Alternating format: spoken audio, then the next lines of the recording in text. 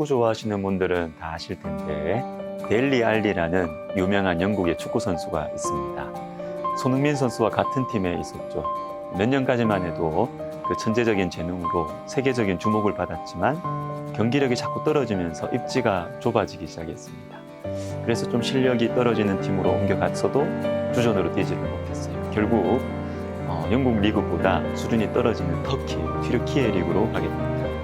이 선수에 대해서 어떤 유명한 축구 감독이 이런 말을 했습니다. 알리의 경기를 봤는데 공을 빼앗겼는데도 뛰지 않고 걸었다.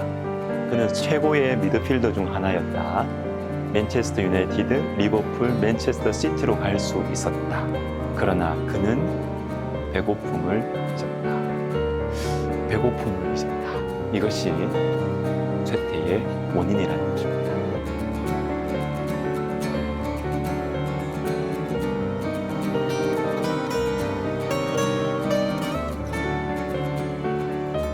모두가 배부름을 원하지만 여러분, 배부름은 위험합니다. 오늘 본문 7절을 보십시오. 배 부른 자는 꿀이라도 싫어하고 줄인 자에게는 쓴 것이라도 다니라.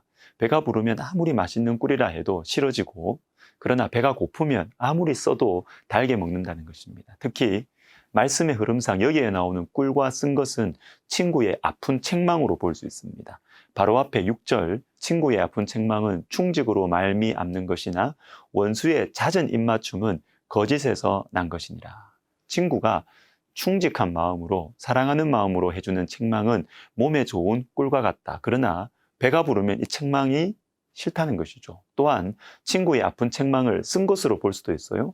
당장은 쓰고 아파요. 듣기 싫습니다. 그러나 나를 생각해서 하는 책망은 입에는 쓰지만 건강에는 좋은 쓴 약과 같습니다. 그런데 배가 부르면, 부족한 것이 없고 아쉬운 것이 없으면 책망을 받아들이지 못하는 것입니다.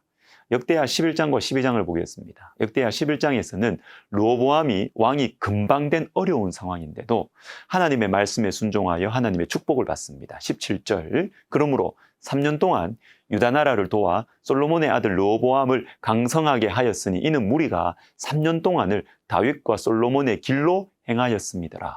자, 르호보암이 3년 동안 하나님의 말씀을 순종했습니다. 그런데 변질됩니다. 12장 2절에 그들이 여호와께 범죄하였으므로 르호보암 왕 제5년에 애굽 왕 시삭이 예루살렘을 치러 올라오니. 자, 왜 이렇게 되었을까요? 1절입니다. 1절.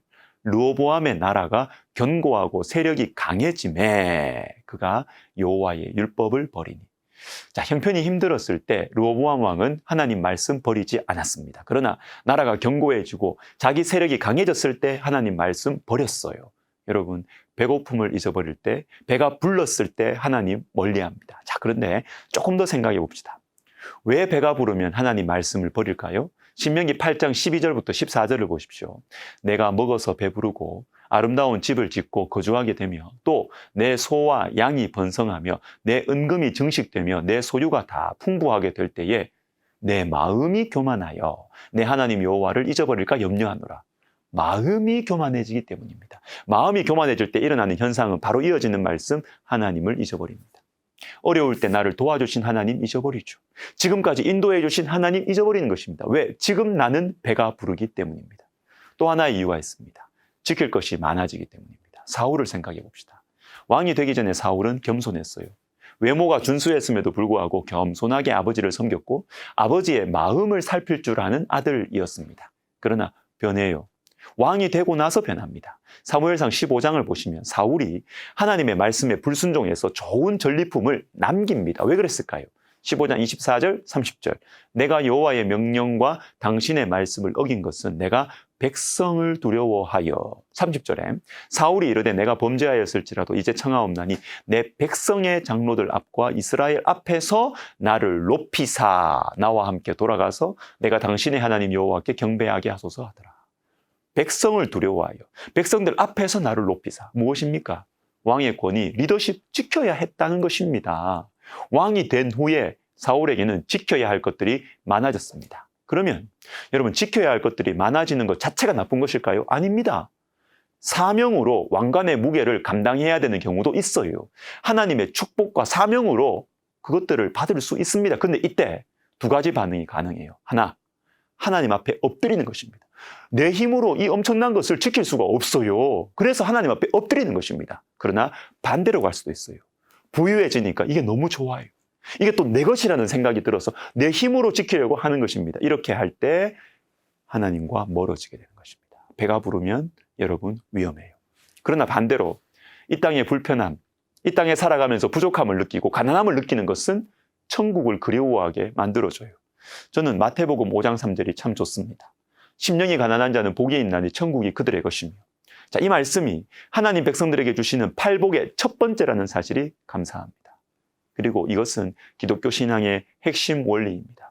천국이 누구 것이냐 하면 심령이 가난한 자들의 것이다. 심령이 가난한 자, 쉽게 말하면 이 땅의 것들로는 만족하지 않는 사람들, 하나님께 속한 것들을 사모하는 사람들, 천국을 그리워하는 사람들.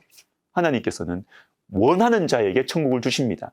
이 땅에서 사는 것이 별로 힘들지 않고 불편하지 않기 때문에 천국 없어도 되는 사람들에게는 천국을 안 주세요. 심령이 가난한 사람, 천국이 정말로 필요한 사람에게 천국을 주십니다. 켄 가이어라는 분이 쓰신 하나님의 침묵, 이 책에 이런 문장이 나옵니다. 모든 슬픔과 모든 눈물과 모든 이별과 모든 죽음은 이곳이 우리의 본향이 아님을 우리에게 상기시켜준다. 고난과 침묵이 없다면 우리는 거쳐 지나가야 할 숙소를 고향으로 착각하게 될지도 모른다. 그리고 이 땅에서 우리의 안정과 행복을 찾게 된다면 아마도 다른 곳에서는 그런 것들을 결코 찾지 못하게 될 것이다. 사랑하는 시청자 여러분, 배가 부를 때 조심합시다. 하나님 멀리하지 않도록, 그리고 하나님을 더 의지하도록 몸부림칩시다. 그리고 배가 고플 때 힘들지만 감사합시다. 천국이 더 그리워지니까 말입니다. 기도하겠습니다. 하나님 아버지, 천국을 그리워하는 마음의 가난함을 부유하나 가난하나 우리에게 축복으로 허락하여 주옵소서. 예수님의 이름으로 기도하옵나이다. 아멘.